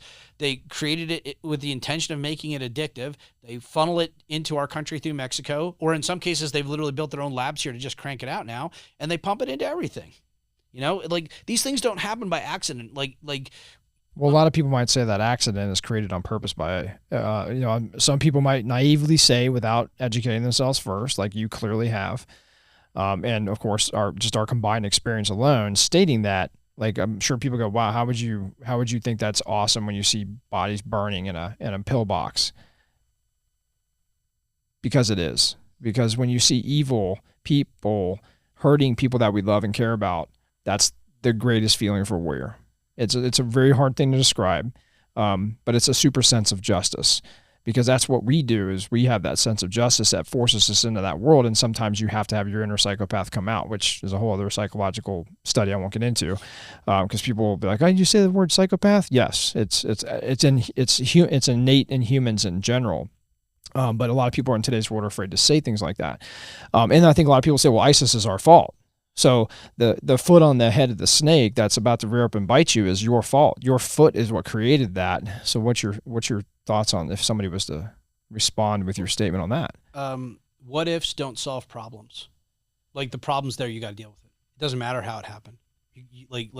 I can say, like, hey, my car was just hit by somebody else.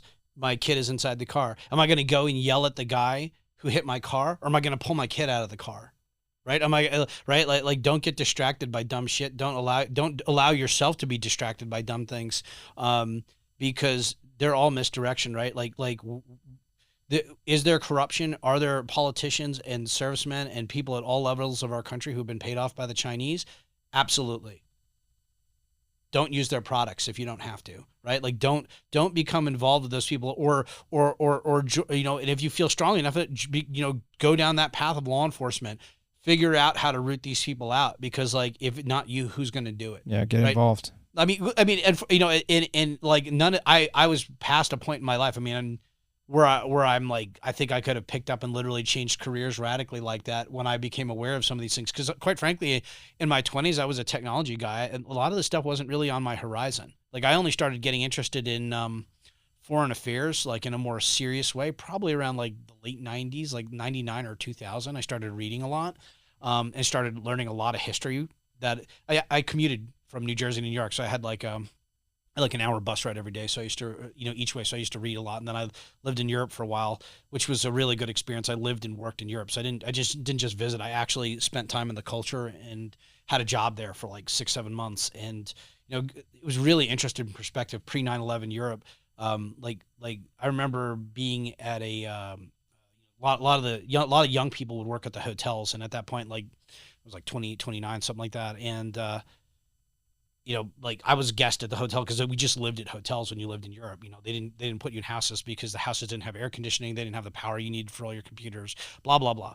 So I remember being at like this like get together, and some of the staff from the hotel were there, and this woman was telling me about how she was from New Guinea. And I was like, oh yeah, I know where New Guinea is. She had a complete moment of like, where New Guinea is? She's like, I can't believe you've even heard of it. What do you mean? You can't believe you even heard of it? There was a huge battle there in World War II. It was like a pivotal battle that decided the fate of the Pacific early on. And she's like, I've been here 2 years. Nobody's ever heard of that.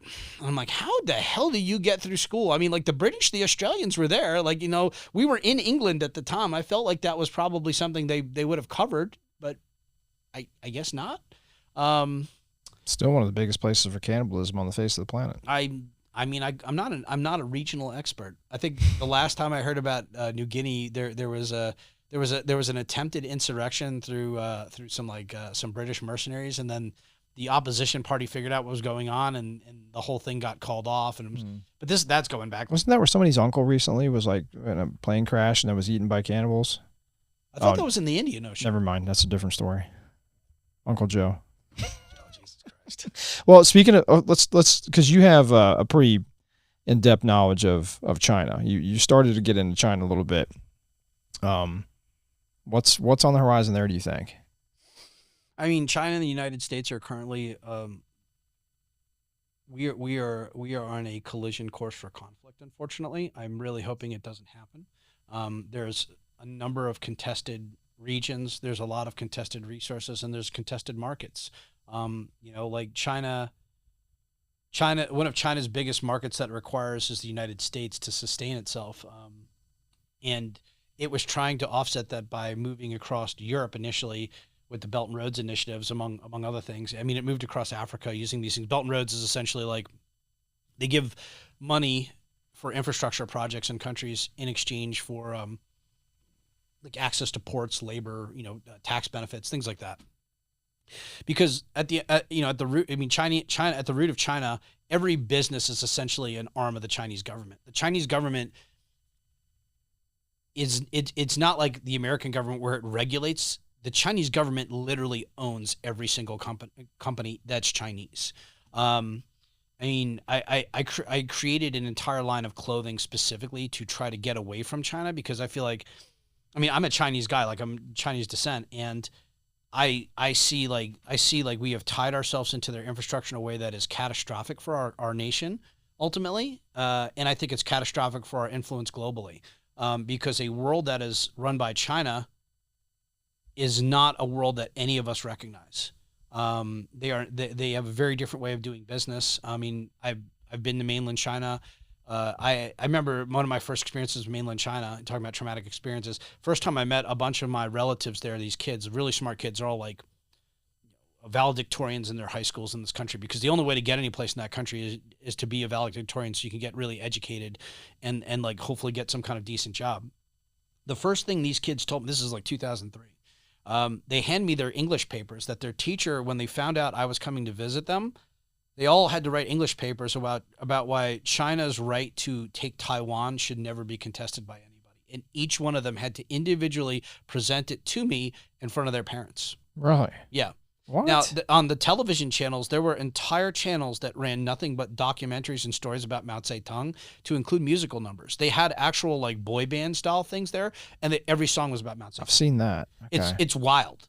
It was one of the first times I went into a society that was like somewhat modernized, but like literally people's thoughts were controlled at every single level, because from the minute they were raised, they like your average American at some point questions what somebody in the government thinks. The average American thinks at some point that like most elected officials are crooks on some level, right? Like we just have a fundamental mistrust of power that doesn't exist in that country, or it didn't exist at that time. I didn't see it. I mean, and true story, most of those kids eventually got out of China and you couldn't get them back. Like once they got here and they saw what it was like, they were like, oh my God, Almost like Xi Jinping's a god icon to them, almost like Kim Jong-un or Kim Jong-il. North Korea. Less so. It's more like a Vladimir Putin style thing, where like the majority of the Russian people, they don't think of Putin as a god, but they think of him as a powerful, strong leader that's restoring Russia. There's a lot in Chinese history. Like they have I think it was like the 100 years of humiliation or the 90 years of humiliation. I get it wrong all the time, but it's this period where like the Europeans essentially dominated the Chinese and controlled all of their trade routes and basically took Hong Kong.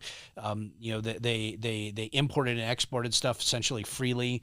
And when World War II happened, the National Army didn't do so great against the Japanese, and it was the communists that eventually beat them. And that's what we ended up with, a communist China. And quite frankly, like the old Chinese government under Chiang Kai-shek, they weren't a bunch of good people either, right? Like you're not talking about like they weren't like honest good dudes. Like for like 10 years after World War II, many of the Taiwanese forces or Republic of China forces were defecting to the communists because Chiang Kai-shek's forces were so just grossly corrupt, like absolute nepotism, just like nakedly corrupt.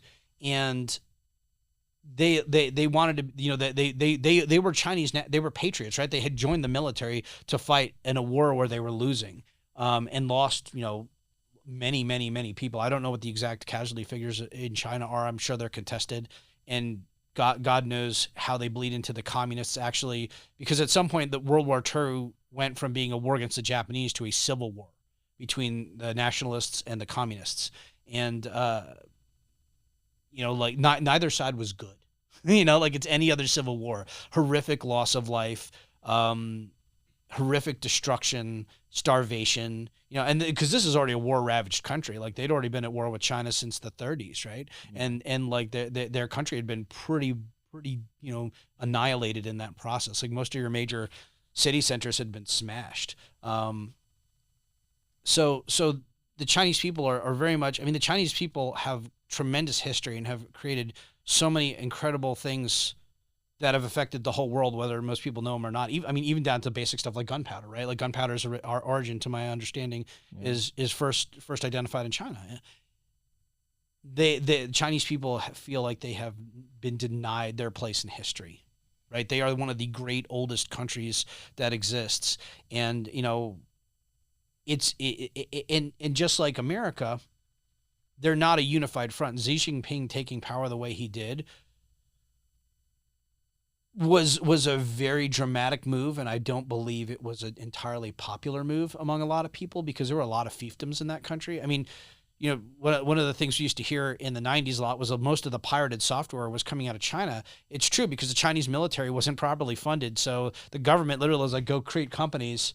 And what was the easiest company for them to create? They just started knocking off copies of Windows. Like literally, like, so most of your bootleg software that you would get in the 90s was coming from the Chinese military. And then you would get it here. And when Xi Jinping took power, he actually got rid of a lot of those things. It was like Giuliani cleaning up New York. So he cleaned up a lot of this corruption, but at quite the cost. For years there had been rumors that the Chinese were operating large scale concentration camps, and I think about 7 or 8 years ago, a video emerged that made it it's unambiguous. There are Auschwitz level facilities throughout China imprisoning political dissidents and Uyghur Muslims, and they're mass murdering them. Yeah. They're sterilizing them. They're harvesting them for organs. They're using them as slave labor. With Haley Strategic and with Echelon, with BPRE and all the other projects, I've always insisted on trying to make my stuff ethically, or at least if I can't make it in America, make it in a place where there's not a totalitarian government.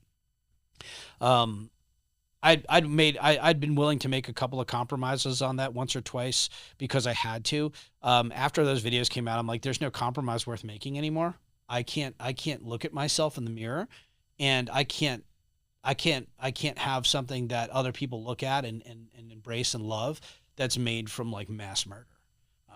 When I mentioned earlier when I lived in Europe, I'm not a very spiritual guy, but I did the World War II tour, like a good American, right? I was just interested in where did Bridge Too Far take place? Where did the longest day happen? So, the first time when I got to Normandy and you get to that graveyard, that's an overwhelming feeling, because it's somehow worse than Arlington, because like Arlington is like, that's generations.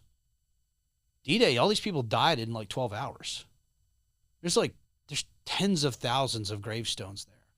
And like, when you find yourself in that field, it's a little overwhelming to see that many people died in this little area. And you know, as I went around, I did, unfortunately, I made a mistake. I went to visit one of the camps in Germany, and I got off the tour bus, and I wanted to leave right away. Like, I've never felt like that in my life. Like, I didn't have to even go into the buildings. I had like my skin crawl. One of the concentration camps. Yeah, like there's a film, The Big Red One. Oh yeah, which great one. Hilariously, like, since Mark Hamill has become kind of a super lefty guy, like, the transformation of his character in that movie was, I thought, one that was really poignant, because it's a guy who thinks that maybe killing people is murder, and that murder is wrong, and he can't be part of it. And like, you know, he's an artist, and he's trying to find beauty in the world. When he gets to the camp at the end, and he gets that German in the oven after everything he's seen, he shoots him with the full magazine. Then he reloads. Lee Marvin hands him another magazine. Mm-hmm.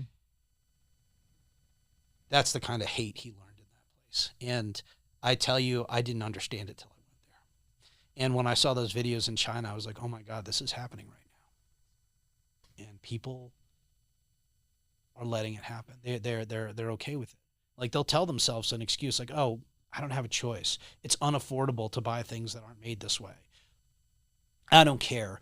Fill in the blank. Like, dude, I don't have to live with who these people are when they look at themselves in the mirror, but I can't imagine how you got to be a person who could look at yourself in the mirror and be wearing something that was made by a child who's going to die after they're worked to death. Like, I don't understand that. Like, it physically doesn't compute to me as a human being. And, you know, I, you know, not to turn this into a pitch, like that. No, I think that's the passion I hear in you is what kind of created the, I mean, obviously we've always been made in America as hard as we could possibly ever go. And again, Absolutely. there are certain things that we have to compromise on, like a phone, right? I mean, yeah, there's companies now making US phones, but like it's Chinese chips. Yeah, but you gotta, you know, and then it even take the buy-in to let go of what you currently have to go to that is difficult. But when we can control it in our own house, in our own manufacturing, I think that's a better idea for me. And I know it certainly came, you know, it's been like that for you as well. And I think it sounds like that passion is what kind of drove you to the Dread and Fear of Kings. Yeah, I mean, you and I had worked with Arc'teryx, the Leaf division, when we were doing Haley Strategic. I remember having them out for some of the events we did, like actually getting them to have some time on the equipment and actually seeing it in a training environment and even working with other professionals, right? Like the one year we brought in like some of the guys from the teams. We had some SF guys there. We had a variety of like special operations soldiers and Marines and stuff there. And it was an invaluable time because they never got this exposure. They never got to be there practically with the guys. So like, I always cared about making useful things, right? Like I love making things that have utility, and you know, like one of the great art forms is being able to make something that's useful and is beautiful at the same time, right? And sometimes a lot of the times those things follow each other very nicely. You know, with the Dread and Fear of Kings is a menswear label. It didn't start out to be like a luxury product, but when I had to the standard of I want to make something that's got incredible utility and requires it required a lot of sophistication in the construction of the garments. I mean, we tried making garments in Taiwan, we tried making them in America, and we ultimately ended up in San Martino, Italy, at this family-owned garment maker. And I don't even call them a sew shop, really, because it's a garment making place. They have like craftsmen who literally make our garments, and the skill that they use to make these things, it's unprecedented. And even for them, it was hard to make our stuff because we said nothing touches China. Like it's not enough that the fabric is coming from this country. I want to make sure that it wasn't sourced by somebody from there. I want to make sure, or any totalitarian regime. I want to make sure this is the raw materials turned into thread. I want the whole process to be ethical. And we ended up sourcing stuff from Switzerland, Italy, Germany, and Japan. the cost of making stuff like that was to them was kind of wild, because every time they tried to give us a shortcut, we didn't want to take it. I mean, even at the luxury end of the spectrum, a lot of companies will cut corners where they can to sell you an item. And I wanted to make stuff that didn't cut corners. I also wanted to try to get away from plastic, which was something that I hadn't really appreciated using Gore-Tex for so many years. That like Gore-Tex is basically just polymer. It's just oil, right? It's like t-shirts. I listened to a guy on oh God, I'm spacing on his name, the Navy SEAL guy, his podcast. Jocko. No, the other cat, the Sean Ryan show. Oh, Sean. I listened to Sean Ryan show. He did this great interview with this dude. He'd been at GRS and he was an SF guy, and he talked about getting blown up really bad in Kurdistan on a mission. And afterwards, he couldn't wear clothing that had polymer in it anymore. Mm-hmm. Like he couldn't wear any of his hunting clothing. He couldn't wear any of his like Lululemon t-shirts, and he only liked cotton and wool and natural fibers. And I'm like, man, when I actually started making things, and I'm like, okay, well, how do you polymer is a really difficult thing because you never know where the hydrocarbons came from. It's really difficult to find places that can actually source, hey, we got these hydrocarbons from this place to make this polymer. Like at scale, that's very difficult to do because they're just buying hydrocarbons in batches to turn it into these plastics.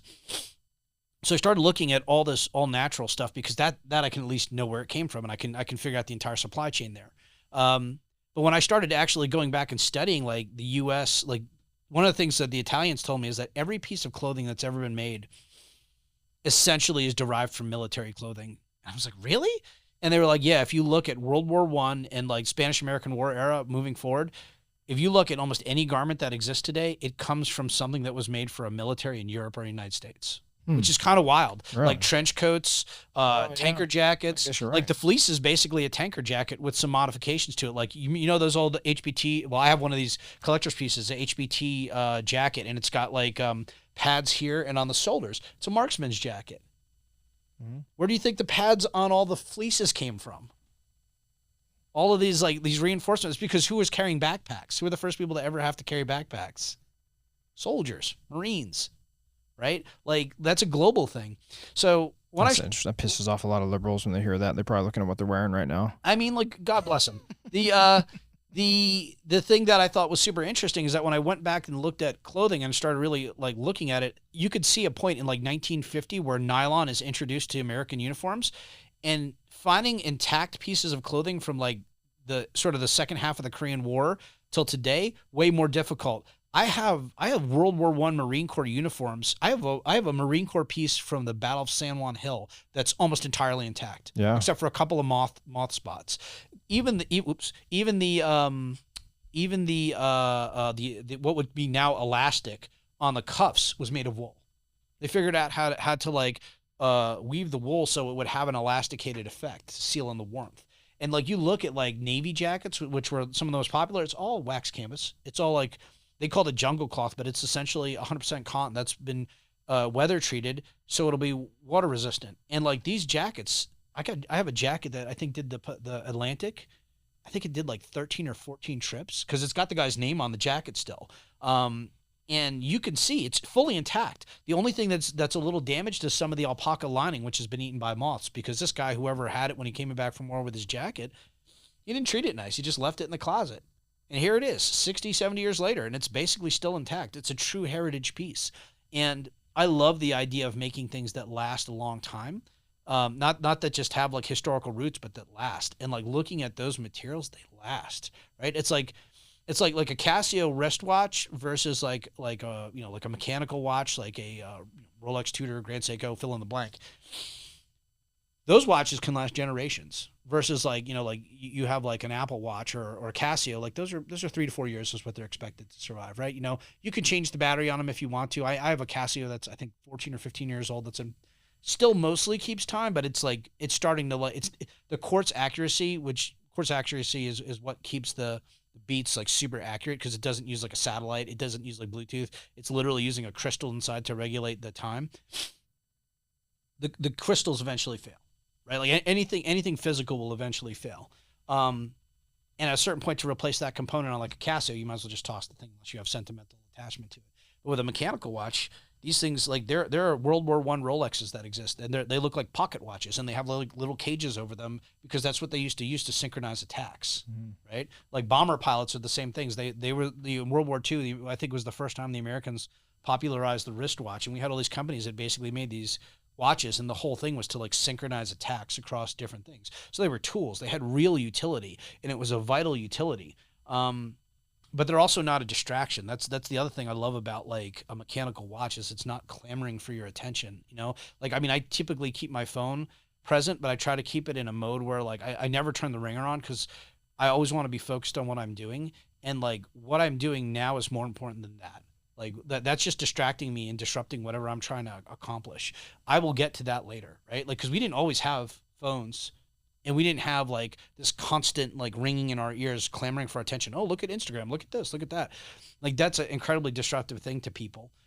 So, and you know, it's the normalization of that you can't have success without that in your hand all day long. And I think that's a serious problem. Well, it's this idea of like fast trends, fast fashion, like race to get the news out, race to be the first, race, without considering where we're going.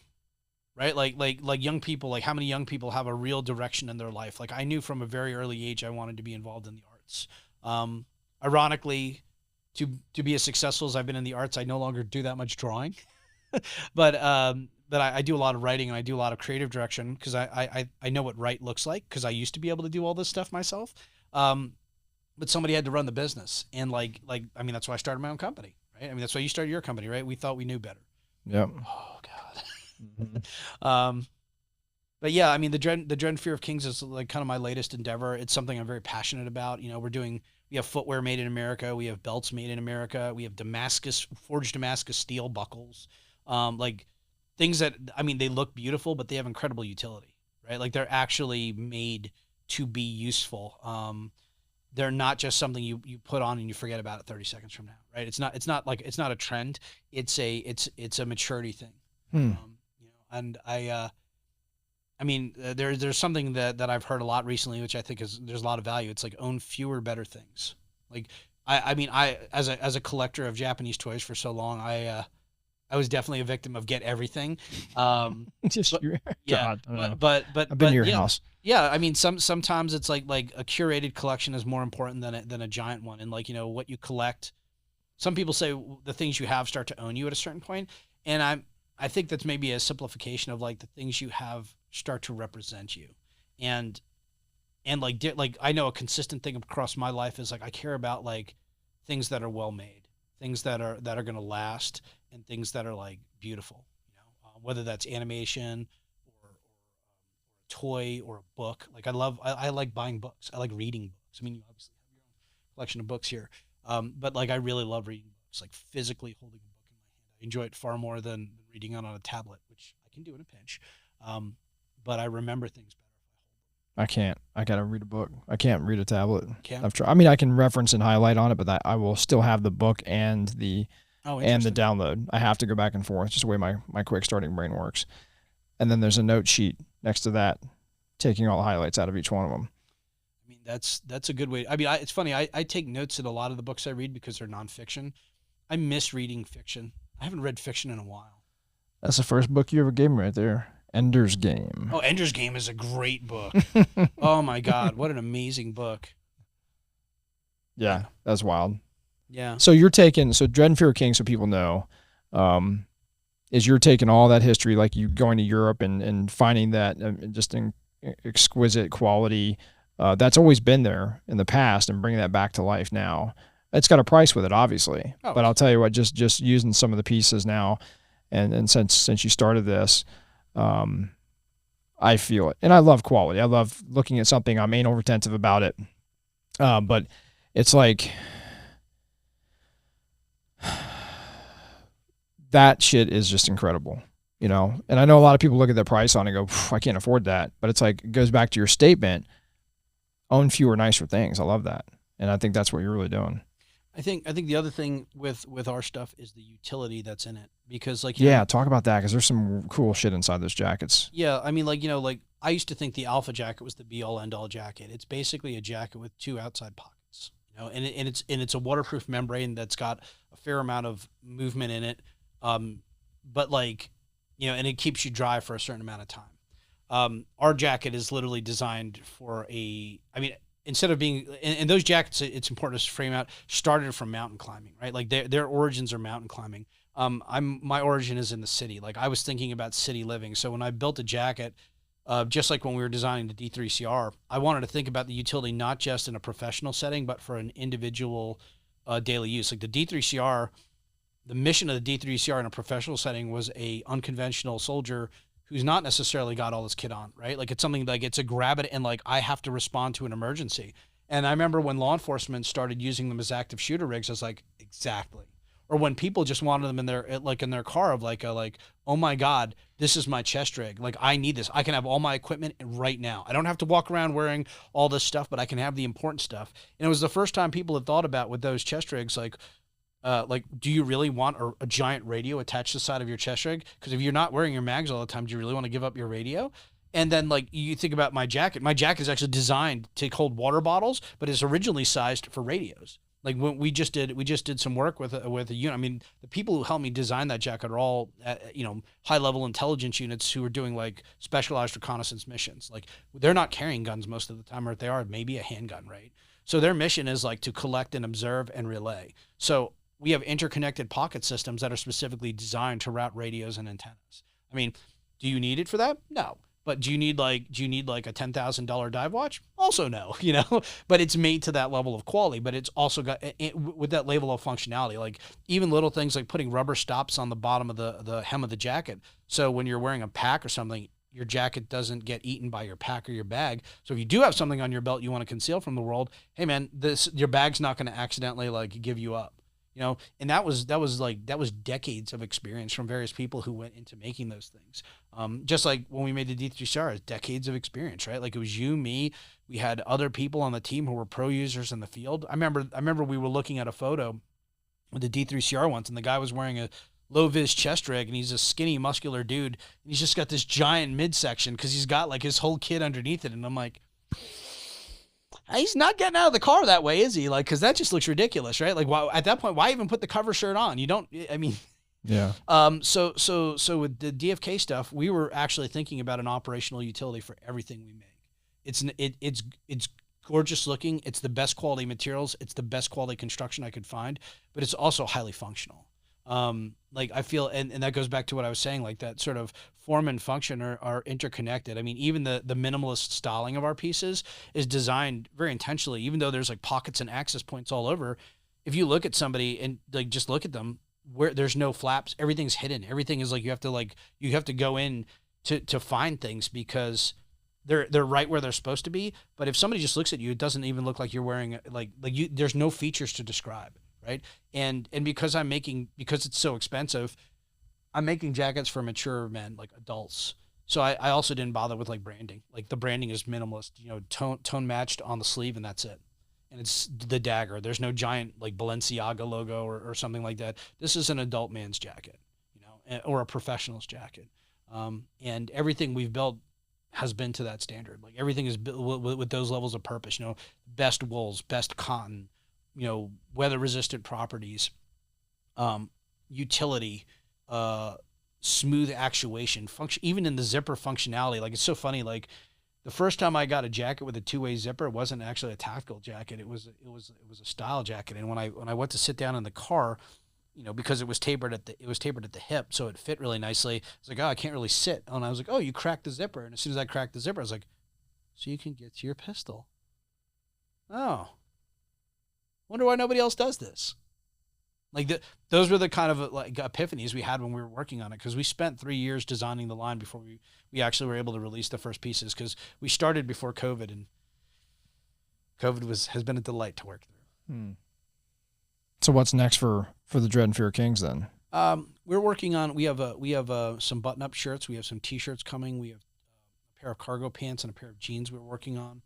We're doing a heritage denim for the jeans instead of a elastic denim. We have no synthetics, no nothing, no. Correct. Same. Yeah, okay. The goal is to keep it synthetic free if possible, and to keep it like minimalist styling. So it's trickier with pants to have the movement that you get from like an elasticated pant, but you can't hide things in elasticated pants. Like for example, the jeans we have a kind of unique design for the pockets. You can put a fixed straight blade 7 inches long in your pocket and it doesn't print. You can put you can hide SD cards at 3 different points on the pants, and they won't be visible on inspection. Or if you try to pat somebody down, you can't find them. We have a document pocket that we've been messing with. We haven't figured out how to make it work quite yet. But again, there's a lot of pockets within pockets that are designed to hide documents and cache and sensitive information. If you ever get patted down by somebody, if you're going someplace, so you don't get fleeced. And we've even been working with an overland guy, a gentleman over at Overland Journal. He has been consulting with us a little bit on some of that stuff to just give us things that he's looking for in garments, because he travels as an overlander. He travels all over places that are dangerous because they're beautiful. But he has very unique concerns compared to other people. His name is Scott Brady. He came to my attention. He was a Land Cruiser guy, and like you and me, Toyota. I'm automatically attracted to a man who's got a Toyota. I'm just Toyota way. Yeah, like I just it's that Robert Redford moment. It's you, man. DFK it's going to be the purpose is not explosive growth. We are slowly growing. We're not doing any e-commerce. We made a choice to not do e-commerce. I want to talk to every single person who buys one of these things. So they not only, because it's expensive, but I want them to understand what they're getting. I don't want people to just buy it. Like I want people to like want it and be like, yes, I see how that fits my life. Yeah. It's not like a casual purchase, and I want to understand if and I follow up with people. I want to make sure it works for them. You almost need to do that. I needed to even do that. Knowing you as long as I have, when you finally showed it to me and displayed it all, which you do a phenomenal job, you and Michelle, I got it. But I needed that experience, and I think that's important for people out there that are interested, is to feel that experience. Well, due to time, man, I think, because we could talk for days and days and days. Not us. No. Shit. So, yeah, Najaf, SDI, Magpul Dynamics, Haley Strategic, Black Powder Red Earth. All the other little tiny things in between. DFK now.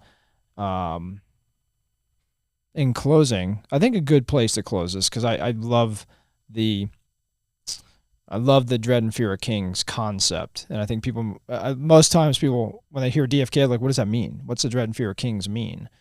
Can you explain that in closing here? Yeah, sure. So the dread and fear of kings is actually a line from Shakespeare's Merchant of Venice play. And in the play, the dread and fear of kings refers to the power that an authority wields over a population, like the strong men, if you will, right? Like they inspire fear in the population, not like they don't inspire the population, they terrify them into following. When I say the dread and fear of kings, I think the dread and fear of kings is the people who are capable and critical thinking. The people, because what is scarier to politicians who are essentially grifters and manipulators, or extended to beyond politicians, influencers, right? Like all of these like scam artists who are out there trying to sell you something. Like what terrifies them more than anything is people who are thinking, who don't just accept, who are willing to do the work and build themselves up, because that's how you get to be a better person. You don't get to be a better person following blindly. You get to be a better person by understanding and growing up and like making decisions, even if they're the wrong decisions, right? Nobody's right all the time. Quite frankly, most of us are lucky if we're right half the time. But the dread and fear of kings it's for capable people. And when I talk about it, that's a word I like to use a lot, is capability, because I think it's in all of us. And anything I can do to elevate that, even if it's something I'm not interested in, I think is a good thing. Well, man, thanks for sharing that history with everybody and reminiscing on the past. And I'll tell you, because I've told you in the past, but in front of everybody that watches this, I certainly wouldn't be as capable as I am today without you. So, brother, I just want to thank you. Thank you very much. And I love you, man. Love you too, buddy. Thanks, buddy. Okay.